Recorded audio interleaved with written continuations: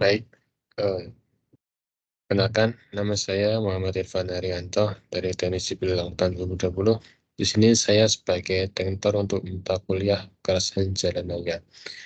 Nah, di pertemuan kali ini saya akan membahas tentang SNJ UTS PCR untuk tahun 2023. Nah, sebelum kita bahas SNJ-nya, mari kita cari tahu dulu materi untuk UTS-nya apa. Di sini ada semacam kontrak pekuliahan dari mata kuliah PCR ini. Nah, kita bisa dilihat di sini bahwa materi UTS itu tatap muka 1 sampai dengan tatap muka ke-6. Berarti kalau kita lihat di sini, tatap muka 1 itu yaitu kontrak ini, mata kuliah kedua material jalan, kontrak ketiga pengujian material, yang keempat ini, yang kelima ini, yang keenam ini. Nah, dari sini kita dapat lihat dosennya itu ada 2 berarti, dari pertemuan sampai 6, yaitu dosen Hana dan juga Pak Supri. Nah, mungkin itu aja untuk materi UTS-nya. Mungkin kita bisa bahas ke SNJ-nya.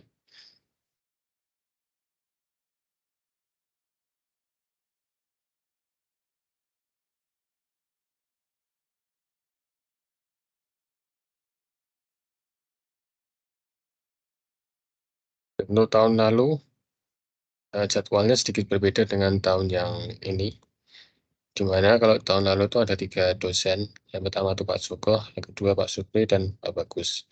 Untuk UTS-nya, mereka bertiga itu membuat semua. Jadi UTS 3 dosen membuat soal, dan UAS juga 3 dosen membuat soal.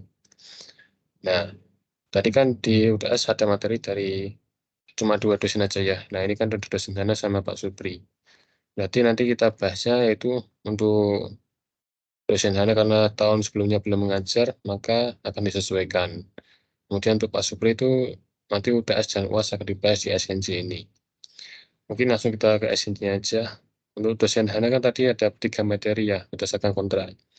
Nah, yang pertama itu materi 1, kontrak pembelajaran dan pendahuluan. Di tahun lalu itu tidak dikeluarkan, sehingga nanti materinya bisa dipelajari sendiri. Materinya itu yang ini, tentang pendahuluan. Kalau tahun lalu disampaikan oleh Pak Joko. Nanti bisa dipelajari sendiri apabila dikeluarkan. Kemudian materi yang selanjutnya itu materi ketiga, pengujian material aspal agregat dan hot mix. Tahun lalu juga tidak dikeluarkan karena sebagai itu gantinya itu di waktu tugas laporan praktikum, sehingga di ujian tidak dikeluarkan. Nah, materinya itu yang ini. Kalau tahun lalu itu yang buat itu Pak Bagus, dan sekarang diajarkan oleh dosen Dana ya, kalau dihadiri jadwalnya. Nah, mungkin kita langsung ke materi kelima aja, yang tahun lalu keluar. Materi kelima itu tentang perencanaan kelas tertentu, berdasarkan Bina Marga tahun 2002. Ya, untuk tahun lalu itu dibuat oleh Prof. Bagus. Jadi soalnya tuh seperti ini. Kalau di soalnya tuh yang ini, yang bawah di UTS, itu soal dari Prof. Bagus yang tentang perkelasan lentur berdasarkan Bina Marga 2002. Nah, mungkin kita lihat soalnya. Intinya soalnya tuh menentukan tebal kekerasan lentur. Jalannya arteri 42D dengan data seperti ini. Ini kita langsung jawab aja. Berdasarkan soal, dapat kita ketahui jalan arterinya itu 4/2D, atau 4 lajur 2 arah terbagi. Dengan umur rencana 20 tahun, kemudian kumulatif beban sumbu standar atau B18-nya itu 40 juta SA. Kemudian ada indeks permukaan awal atau IPU 4, dan indeks permukaan akhir atau IPT 2,5. Nah, karena perkelasan lentur, di perkelasan ini menggunakan lapis permukaan, lapis pondasi atau base, lapis pondasi bawah atau subbase, dan subgrade. Di lapis permukaannya itu diketahui stabilitas massanya 1.800 pound. Kemudian untuk base-nya dari material berbutir diketahui CPR-nya 90%. Kemudian lapisan subbase-nya dari material berbutir CPR-nya itu 70%. Dan subgrade yang digunakan tuh 6%. Selain itu juga diketahui nilai R-nya, ZR, dan SO-nya. Sebenarnya ini nilainya itu berdasarkan data, tapi karena soal diketahui, maka ya udah kita pakai angka ini aja. Dan jangan ada juga koefisien drainase atau nilai M-nya. Jadi nilainya 1,1. Ini terkait soalnya. Nah, sebenarnya materi itu yang mana? Materi itu yang ini, yang pertemuan ke-7. Pertemuan ke-6 kalau di 6 atau 5 kalau di kalian. Tapi kalau di tahun lalu itu menjadi pertemuan ke-6. Nah, materinya itu seperti ini. Tentang kekerasan lentur. Nah, untuk alur perencanaan sendiri itu seperti ini. Prosedurnya. Mungkin kita langsung ke esensi aja. Oke, pertanyaannya itu bagaimana tebal kekerasan lentur yang direncanakan. Kita jawab. Yang pertama itu ada beberapa langkah. Yang pertama itu kita cari dulu parameternya.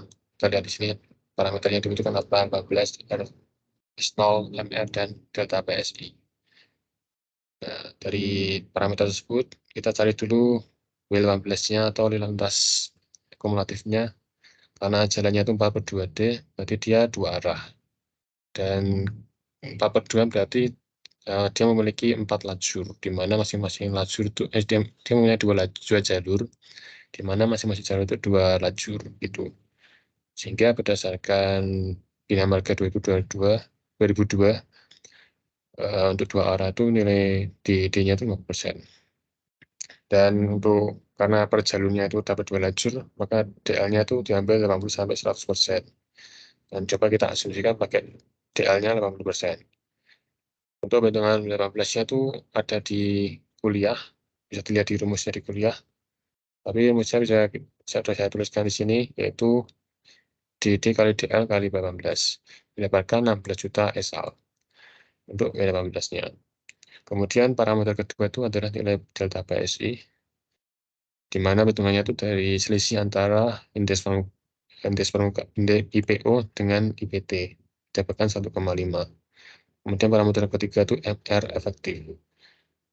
Karena di soal itu diketahui cuma CPR-nya aja, maka kita harus konversi CPR-nya menjadi MR. Caranya gimana? Itu menggunakan ASTO T274. Di materi kuliah juga udah ada.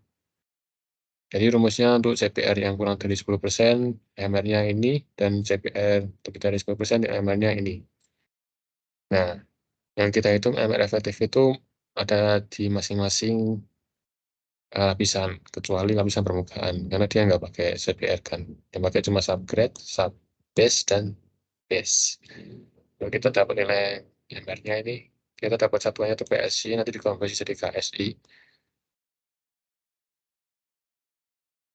Nah, setelah kita cari parameternya, kita tentukan nilai SN1, SN2, dan SN3-nya.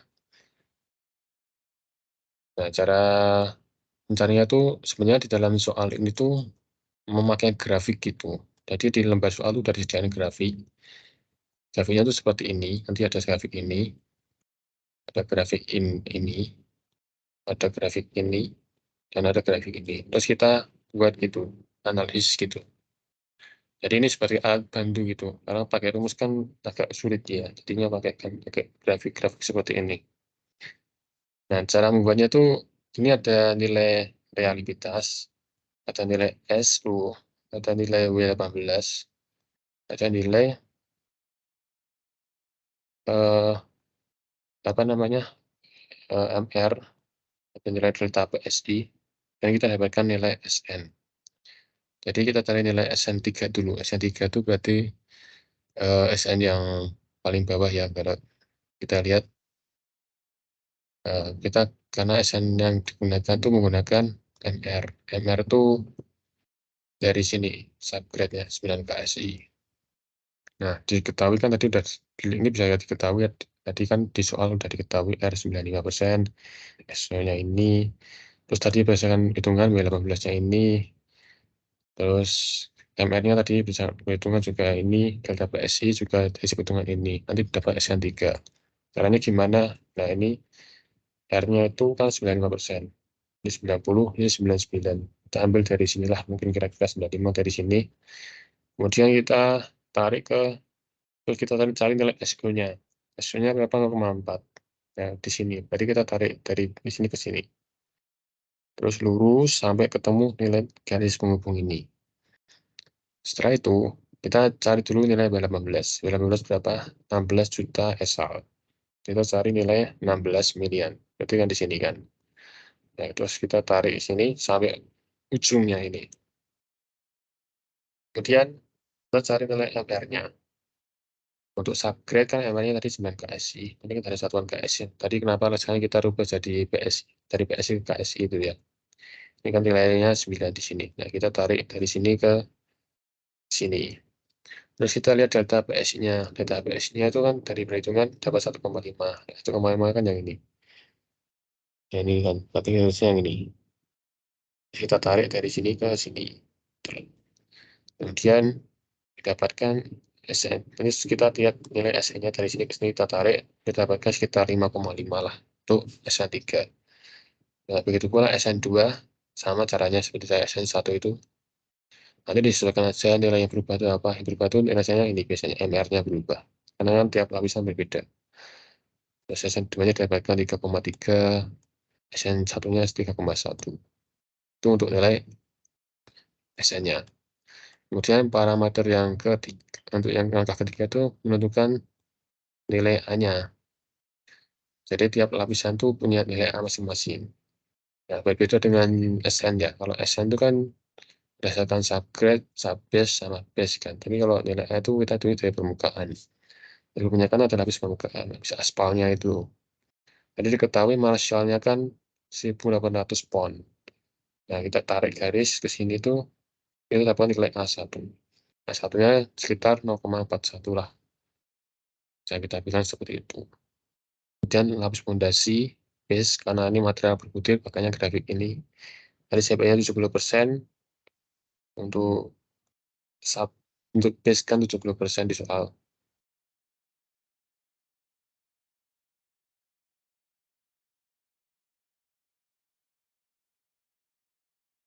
Nah, ini kita dapatkan nilai A2-nya 0,13.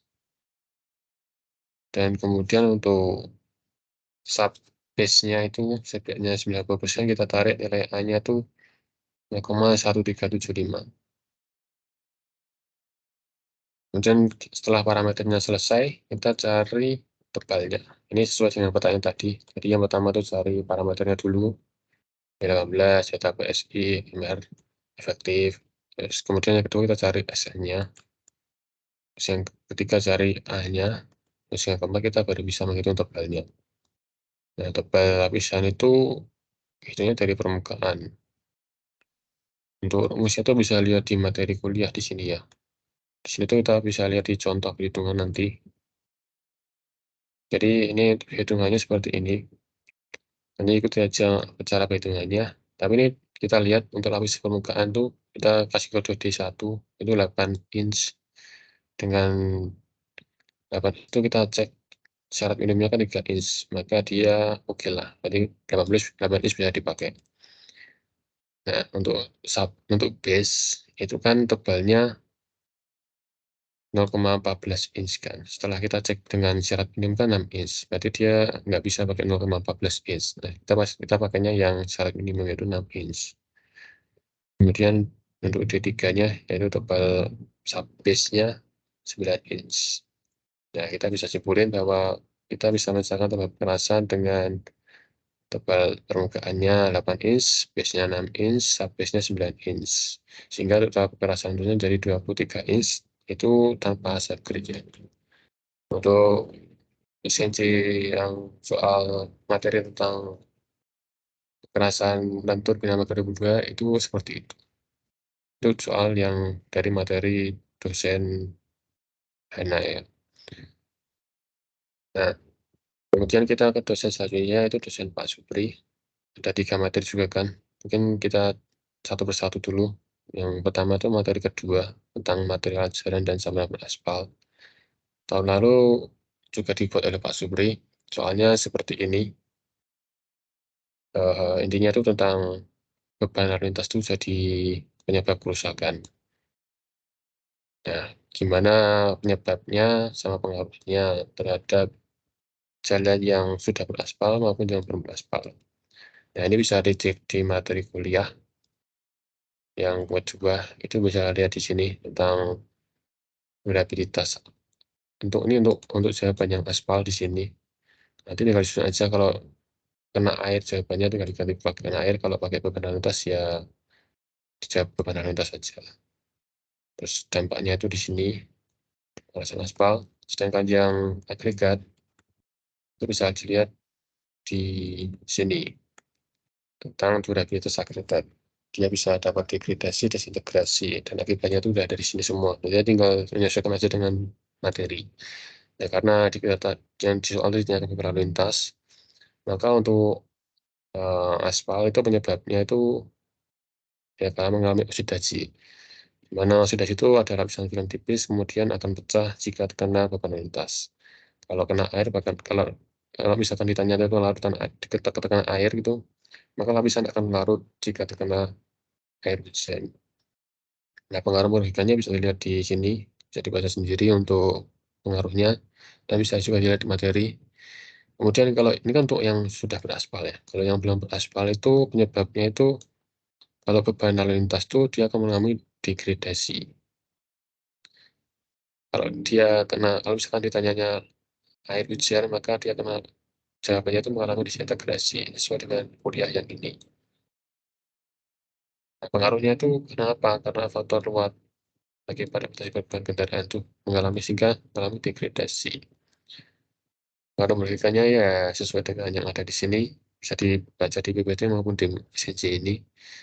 Ini soal yang pertama. Untuk materi kedua, soal yang kedua tentang materi kedua itu material bekas lentur tuh ada beberapa jenis seperti dari pengikat lempung, semen, aspal. Nah, coba diklasifikasikan berdasarkan perbaikan tanah, lapis pondasi bawah atau subbase, lapis pondasi base atau lapis perbaikan dengan atau surface.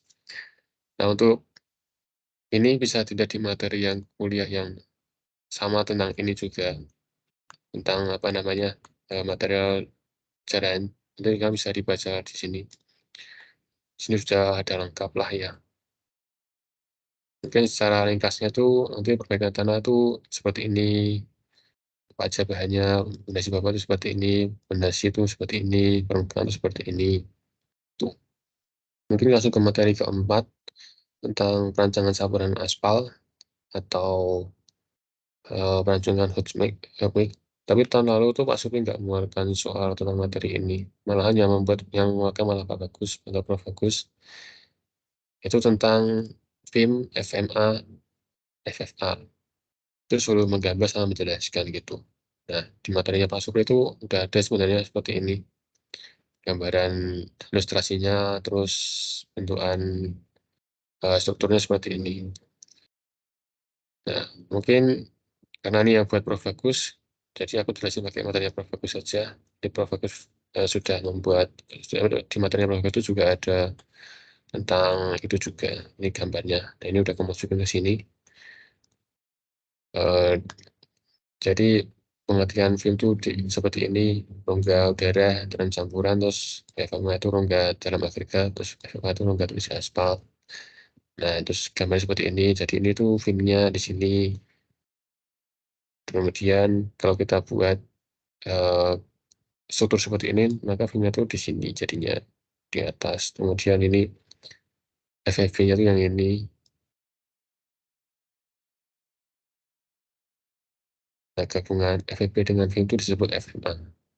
Sesuai dengan struktur ini. Mungkin itu untuk materi keempat, perancangan saluran aspal. Kemudian lanjut ke materi keenam tentang peralatan dan teknik pelaksanaan jalan. Itu ada di materi yang ini, tentang penyiapan hot mix gitu. Jadi tahun lalu itu eh, intinya kita disuruh membuat bagaimana sih jika ada bahan dari ini, itu bisa jadi kita olah bagaimana caranya supaya jadi material yang telah berpadat di jalan. Nah, dengan data yang ini, karena NIMku ganjil, aku hanya 1.200 kg per batch, dengan JMF-nya itu geometris formulanya yang genaku ini tadi. Nah, ini karena datanya tuh sangat minim sekali. Tadi Pak Sugi udah kasih data yang belum tersedia, silakan dipersilakan sendiri. Jadi kita bakal banyak mengasumsikan data-data di sini.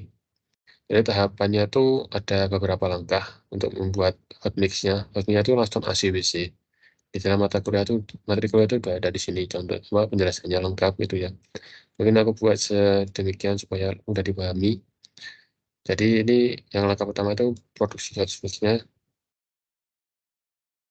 Terus langkah kedua itu pengangkutan hotmix. Yang ketiga itu penggambaran dan pemanfaatan hotmix. Sebenarnya ada 3 langkah itu aja cara ringkasnya. Tapi masing-masing langkah itu yang paling banyak itu produksi hotmix itu beberapa step juga, ada beberapa langkah juga. Yang pertama itu untuk melakukan produksi hotmix-nya itu ada persiapan material. Tadi materialnya udah ada. Nah, karena tadi masih batu blondos, terus kita pecah dengan stone crusher. Kemudian pengujian materialnya, nah, karena ini pengujian material meliputi agregat sama aspal ya, apa aja ujiannya. Terus penyusunan jobis formula. Nah, ini jelasin juga caranya gimana. Terus nanti sesuai juga dengan data yang telah dibuat. Jadi dari apa namanya hasil penyusunan CMF didapatkan data ini. Data ini tuh dari mana ya, dari NIM, dari soal ini harus sesuai. Jadi nanti langkahnya itu sesuai dengan yang ada di materi kuliah. Tapi untuk bagaimana hasil CMF-nya itu sesuai dengan soalnya gitu. Nah, sini kan CMF kan udah ada aspalnya ya. Nah, sedangkan sebelum membuat CMF itu, sebelum ada aspalnya itu apa ada komposisi CMF tanpa aspal gitu, sebelum dengan aspal gitu. Nah, ini nilainya itu aku asumsi karena ini datanya belum tersedia, maka kan datanya yang belum tersedia kan dipegang sendiri aja. Nah, ini kau perkirakan sendiri aja nih angkanya sekian sekian, yang penting totalnya 1%. Kalau ini kan udah ada aspal, jadi nanti aspalnya apa untuk apa komposisi aspalnya itu disebar aja ke masing-masing pasti alam, batu pecah batu sekitar berapa. Ini aku dapati asumsi segini, yang penting totalnya 1% lah. Aspal KAO 6% ya, KAO-nya.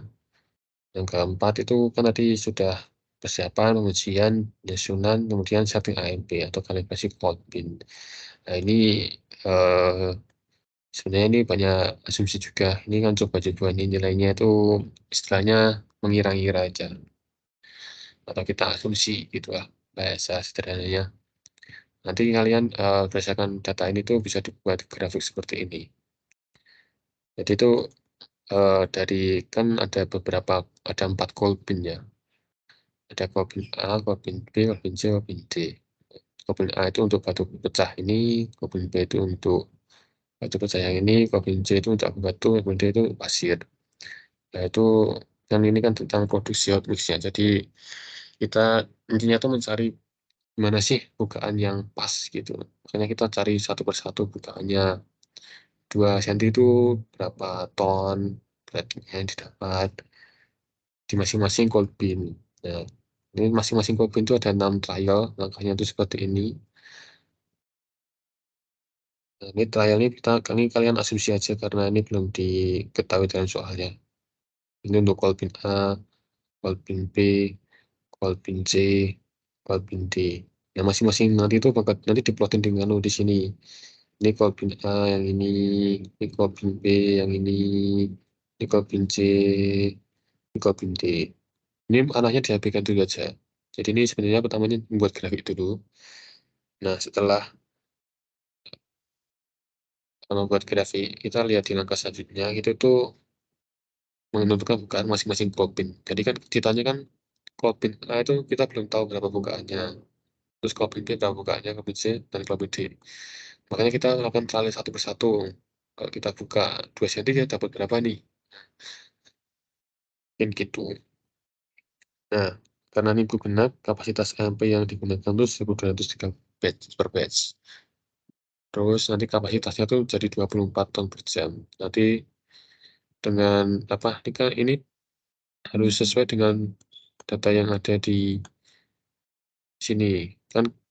Jadi data yang ada di sini tuh harus sama dengan data yang telah kalian buat di sini, yang telah kalian asesmen di sini berdasarkan data ini kan. Data ini kan ada aspalnya, terus kalian kira-kira kalau yang aspal itu kira-kira berapa. Terus di Kolbin masing-masing itu kita buat eh, setelah apa namanya, kita cari berapa persennya itu. Jadi setiap kapasitas AM itu 24 ton per jam ya. Itu dengan 35% Kolbin A itu berapa ton per jam, Kolbin B berapa ton per jam, Kolbin C berapa ton per jam, Kolbin D berapa ton per jam. Nah, dari masing-masing ini baru kalian diplotkan ke grafik. Jadi eh, yang Kolbin A itu yang merah ya. Jadi ini Kolbin A kan 8,4. Berarti dia di sini. Terus kalian tembak terus ke sini, lalu ketemu grafik yang telah dibuat kalian tadi. Tadi kan di sini kan. Berarti dia ke sini. Terus kita baca ke bawah. Oh, bukaan yang pas dengan 8,4 ton per jam itu ternyata bukaan yang 8,4 cm. Terus kalau bin B juga sama. BB kan 6,7. 6,72 kan. Ini kita sini sekalian tarik dulu sampai ke grafik yang grafik Kolbin B, dan dia akan baca bukaannya berapa. Oh, ternyata 7,25 cm. Terus yang Kolbin C juga kan ketemu 5,52 ton per jam ya. Nah, itu eh ternyata sampai ke grafiknya, kemudian kita akan baca bukanya berapa. Oh, 6,55 cm. Kemudian Kolbin D juga sama. Kolbin D kan ketemu 3,36 kan. Di sini 3,36 dari yang tadi terus sampai ke grafiknya. Kalau udah grafiknya, kalian baca bukanya berapa. Bukanya tuh, oh berarti 5,35 cm. Nah, jadi nanti setting ARB-nya tuh segini. Bukan masing-masing Kolbin itu segini. 8,4 cm untuk Kolbin A, 7,25 untuk Kolbin B, terus 6,55 untuk Kolbin C, dan 5,35 untuk Kolbin D. Jadi ini dari mana? Ini dari perhitungannya ada di sini. Jadi ini sebenarnya ini asumsi aja gitu. Nah, setelah itu trial produksi. Trial produksi itu namanya atau amalannya itu kalibrasi Hopin. Ini sesuai dengan angka yang ada di PPT aja, sesuai dengan Pak Supri itu. Terus ini dengan proporsi apa namanya? Ini yang sesuai yang telah kalian buat di awal tuh Hopinnya. Ini sama yang ada di sini harus sama ya. Kalian masih Hopin kan. Nah, terus kalian buat juga gradasi Hopinnya. Ini kalian asumsi aja. Dari sekian itu berubah jadi sekian. Yang penting masuk akal aja. Mungkin di total 100%. Dan yang selanjutnya itu trial lapangan atau trial compaction. Ini ada langkah-langkahnya di PPT. Itu bisa dibaca sendiri ya. Tapi intinya tuh kita mencari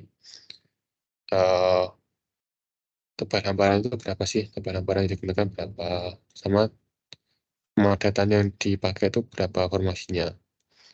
Kalau berdasarkan contoh perhitunganku, aku memakai 4,8 cm tebal hamparannya dari langkah-langkah ini ya. Kemudian untuk pemadatannya itu nanti 2 kali di awal, 14 kali di tengah, 2 kali di akhir. Kemudian produksi rutinnya, ini di langkah di itu sudah ada. Pengangkutan hub. Kemudian kan tadi ini tentang produksi hub ini sudah selesai ya. Di langkah pertama kan dari produksi itu kan ada persiapan material, pengujian material, penyusunan CMF, terus ada trial produksi atau kalibrasi hubin, terus trial lapangan atau trial compaction, terus ada produksi rutin. Kemudian yang kedua itu pengangkutan hot mix.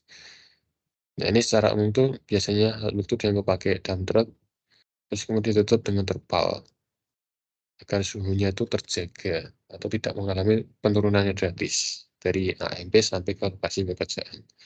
Kemudian langkah yang ketiga itu penggambarannya sama pemadatannya. Nah, ini untuk jalan yang sudah existing atau sudah ada itu biasanya itu dilakukan scraping dulu, pengupasan, kemudian dilakukan perataan lokasi dan pembersihan. Nah, sebelum dilakukan penggambaran itu dilakukan pekerjaan take coat atau penyemprotan lapis perekat itu. Nah, kemudian kita gambarkan tugasnya dengan aspal finisher, dan kemudian pemadatannya. Nah, pemadatan di sini ada pemadatan awal, lanjutan, dan akhir. Nanti kalian sesuaikan aja pemadatan kalian itu sama dengan yang udah kalian buat. Misal kalian kan trialnya kan di sini kan 2.12, 2.16, 2.14 kan. Nah, setelah aku coba aku asumsi beberapa kali itu memenuhi ternyata 2.14, 2. Berarti nanti pemadatan awalnya 2 kali, di sini harusnya 2 kali, terus pemadatan entarnya 14 kali, terus pemadatan akhirnya tuh 2 kali. Semisal kalau kalian ketemunya 2.16, 2, ya berarti di sini kalian tulis 16. Menyesuaikan aja sama yang telah kalian buat di evaluasi pada lapangan. Jadi jangan sampai kalau di sini tulisannya tuh 2.15, 1, terus kalian terus ini 2.14, 2, ya nanti tidak sinkron lah. Ini begitu.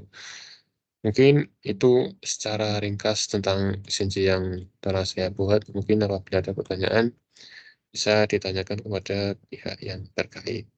Atau mungkin kalau ingin bertanya pada saya selain membuat esensi, juga bisa dengan bertanya pada pihak akademik HMS. Mungkin akademik HMS 2003 ya. Mungkin itu yang bisa saya sampaikan. Terima kasih atas perhatiannya.